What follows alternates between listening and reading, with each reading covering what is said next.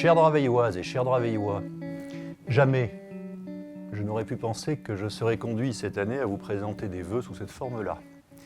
Je me souviens, lorsque nous avons, grâce à vous, grâce à votre confiance, été réélus avec mon équipe pour administrer notre commune, je me souviens que le lendemain, le président de la République devait annoncer quelque chose qui pouvait et pourrait s'appeler le confinement. Mais nous ne savions pas ce que c'était. Durant ces 8 premiers mois de mandat, ou 9 premiers mois de mandat, notre responsabilité a été de faire en sorte d'accompagner Draveil dans une situation inédite. Pas que Draveil, dans une situation inédite. Mais pour ce qui nous concerne, Draveil dans une situation inédite. Quelle est, en réalité, la leçon que nous pouvons tirer de ces 9 premiers mois? La première leçon, c'est que rien n'est totalement prévisible.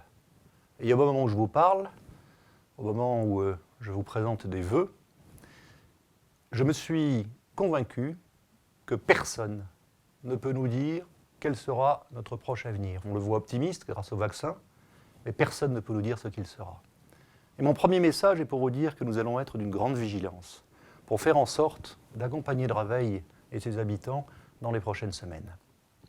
La seconde leçon, c'est que nous devons compter sur nous, et surtout sur nous, pour pouvoir faire en sorte d'affronter les difficultés.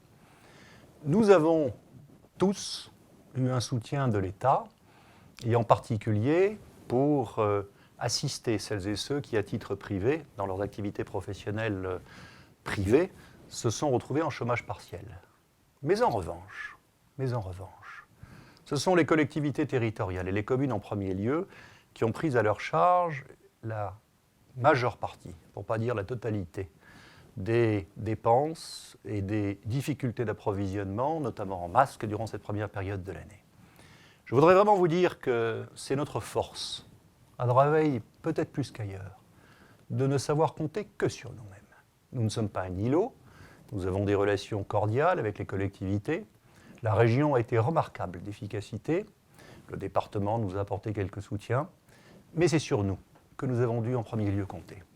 Et je voudrais remercier tous mes collaborateurs qui ont participé, aux côtés des élus, des adjoints en particulier, à l'organisation de ce dispositif de soutien pendant cette période difficile. Je vous dis un mot sur ce qui va arriver dans les prochains jours et les prochaines semaines. Je vous dis un mot qui est un peu décalé par rapport à une cérémonie de vœux traditionnelle, mais comment peut-on dire que celle-ci est une cérémonie de vœux traditionnelle ? Un mot pour vous dire en premier lieu qu'après la gestion des masques, après la gestion des tests, maintenant nous voilà dans la gestion des vaccins. C'est très compliqué, parce que les vaccins, c'est l'État qui détermine les conditions à partir desquelles il va y avoir l'organisation de la campagne. Ça veut dire quoi ? Ça veut dire qu'il faut d'abord savoir où la vaccination va se faire.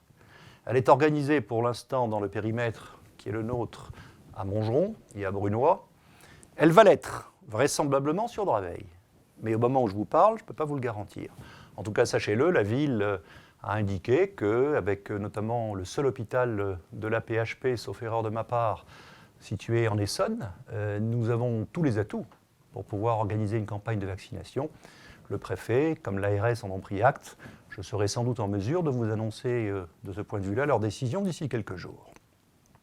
La seconde question, au-delà du lieu, c'est qui va être vacciné. Vous le savez, nous ne sommes dans ce domaine-là que tributaires de ce que décide l'État. Plus de 75 ans, personnel médical et soignant, comorbide.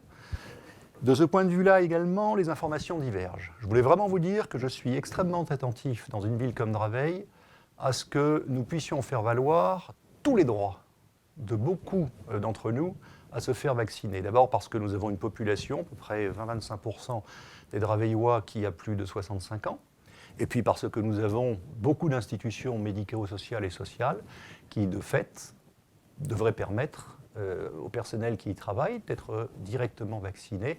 Quand je dis directement, ça veut dire de vacciner en priorité.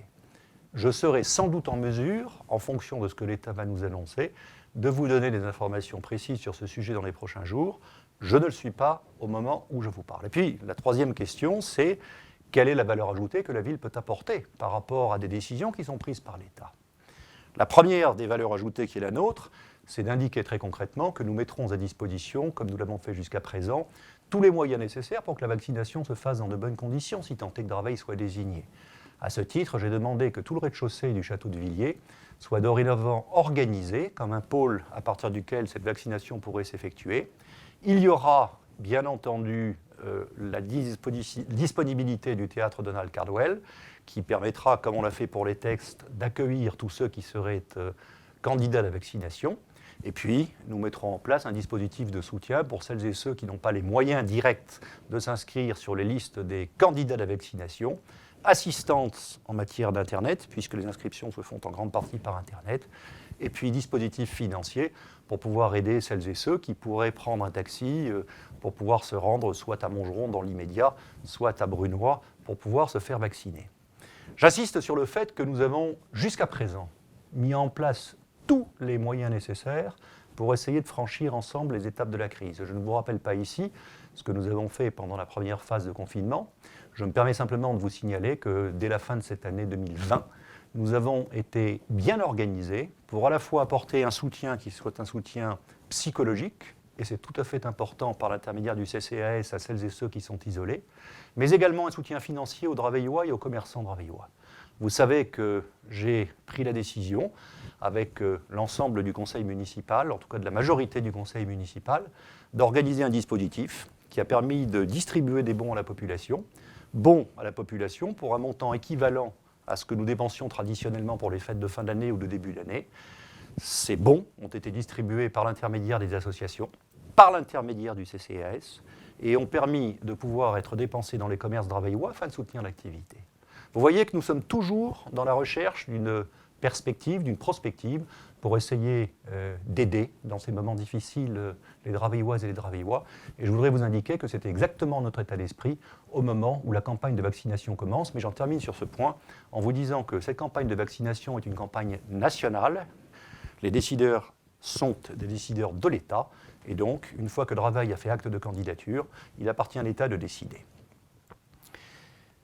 Je crois que je serais imparfait si je vous disais que la crise sanitaire est le seul souvenir que je garde de cette année 2020. Cette année 2020 était extrêmement marquante pour moi, pour une seconde raison, et comme il s'agit d'un événement festif que la présentation des vœux, ce que je vais faire dans quelques instants, je ne veux pas insister trop lourdement sur ce second point. Mais je voudrais vous dire combien j'ai été marqué par les actes de violence qui se sont déroulés sur notre commune pendant cette année 2020. Draveil est une commune diverse, hétérogène. Les quartiers sont nombreux, les populations ne sont pas les mêmes. Mais Draveil avait une particularité jusqu'à présent, c'est celle de réussir à se maintenir éloigné de tous ces événements qui, traditionnellement, sont présentés comme étant ceux qui déchirent nos banlieues. Alors comment vous dire combien j'ai souffert personnellement de ces actes de grande violence qui, durant cette année 2020, ont endeuillé des familles draveilloises. Grande violence qui était en grande partie liée à des règlements de compte entre bandes de quartier, j'appelle bandes des réunions de jeunes qui parfois ne se connaissent même pas avant de partir en expédition dite punitive, mais bandes qui, au final, ont abouti à ce que des jeunes draveillois de moins de 20 ans se retrouvent, pour certains, dans une situation tragique pour la fin de leur vie, défigurée, ou pour d'autres se retrouvent dans des situations qui soient des situations encore plus graves, puisque ça a conduit leur famille à devoir les accompagner au cimetière. Je me permets de vous dire ça pour que vraiment vous sachiez combien je voudrais que toutes les générations, et en particulier celles qui aujourd'hui n'ont peut-être pas forcément la conscience de la gravité des propos que je tiens, puisqu'elles pensent que ce type d'acte est vraisemblablement j'allais presque dire de nature courante. Je voudrais vraiment que chacun prenne conscience de la gravité de ce qui s'est passé. Et je voudrais vraiment vous dire que tous mes efforts personnels et tous ceux de la majorité municipale doivent conduire à ce que plus jamais nous n'ayons à Draveil des événements de cette nature à déplorer. Nous mettons tous les moyens en œuvre. Nous les mettons en termes de prévention et d'accompagnement. Je ne décline pas ici tout ce que nous avons fait et tout ce que nous comptons faire pour créer des structures de quartier, même si l'État se désengage, pour faire en sorte que des animateurs de quartier accompagnent, y compris psychologiquement, les jeunes qui auraient besoin d'un soutien. Mais je voudrais surtout insister sur le fait que chacun a la responsabilité de faire en sorte de se convaincre et de convaincre ceux qui sont ses proches qu'il a un vrai rôle à jouer pour que plus jamais cela ne se reproduise. Je termine sur ce point en vous disant que l'avenir n'est jamais finalement que ce que l'on en fera quand il s'agit de comportements individuels. Que chacun prenne sa part de responsabilité. La commune, je le répète, prend sa part de responsabilité, mais elle ne peut agir toute seule. Et que chacun m'entende. Vraiment. Je termine en vous disant que si l'année 2020 était une année compliquée sur le plan sanitaire, si elle a été compliquée, comme je viens de l'indiquer, sur le plan du vivre ensemble, elle a été compliquée également, plus prosaïquement, pour la marche administrative de la commune. Nous avons des projets, et de grands projets. Et les difficultés que nous connaissons actuellement pour pouvoir les développer en fonction du contexte administratif, du contexte lié à l'éloignement des centres de décision par rapport aux entreprises qui sont par exemple nos prestataires, tout cela me conduit à vous dire que nous ne baisserons pas en une seule fois la garde pour pouvoir faire avancer nos projets. Oui, en 2021, nous achèverons le projet des grandes pièces qui permettra d'accueillir les associations draveilloises dans le quartier de Mainville. Oui, en 2021, vous constaterez que la crèche sur le centre-ville sera sortie du terrain, rue Henri Dunant, sur lequel elle a vocation à être implantée, pour accueillir les enfants à la rentrée 2022. Oui, vous constaterez que nous aurons largement entamé les travaux sur le conservatoire de Draveil qui est en gestation de réflexion depuis des années, mais là, cette année, après l'inflexion que nous avons mise sur la communauté d'agglomération, les travaux vont commencer pour que ce conservatoire, qui est un des fleurons de notre patrimoine, soit terminé. Et puis, dans l'exercice un peu contraint que je vous fais aujourd'hui subir par la nécessité sanitaire, je vous épargne toute une série de chantiers auxquels je crois beaucoup, qui sont des beaux chantiers de réflexion, de voirie ici, d'éclairage public ailleurs, mais qui permettront à la ville de continuer, en tout cas j'espère que vous le percevez ainsi, de s'embellir. Alors, j'ai gardé, mesdames et messieurs, chers Draveillois, le discours qui était le mien, j'ai gardé ce que j'espère être le plus objectif et le meilleur pour la fin. Je voulais simplement vous dire, du fond du cœur, que je souhaite que cette année 2021 soit une belle année pour chacune et pour chacun d'entre vous. Je souhaite qu'elle soit une belle année pour chacune et pour chacun d'entre vous, parce qu'il n'y a pas de belle année quand dans sa vie personnelle et dans sa vie professionnelle, on ne se sent pas accompagné et soutenu. Je souhaite que cette année 2021 soit une belle année pour notre commune, qu'elle soit capable de surmonter les épreuves que le pays actuellement connaît, qu'elle soit capable de se trouver assemblée et réunie, quelles que soient nos divergences, nos différences, qu'elle soit capable de rester réunie, pour pouvoir faire en sorte de garder à l'esprit le fait que Draveil, nous en sommes fiers, que Draveil, c'est nous qui le forgeons, qu'à Draveil, nous habitons ensemble, je le répète dans nos différences, mais avec le plaisir quand même de nous côtoyer. Mon souhait pour 2021, c'est qu'on se retrouve dans ces manifestations qui sont traditionnelles et qui sont pour nous si importantes.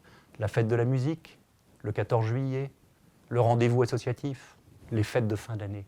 Je pense que d'ici là, les contraintes sanitaires que le gouvernement, à juste titre, a mises en place demeureront. Mais je le répète, l'émergence, l'arrivée du vaccin, j'ai commencé par là, devrait permettre à chacune et à chacun d'entre nous d'y voir plus clair. Alors, à titre personnel, à titre collectif, je vous souhaite des très bons vœux pour cette année 2021. Et je vous l'assure, je vous dis à très bientôt. À bientôt.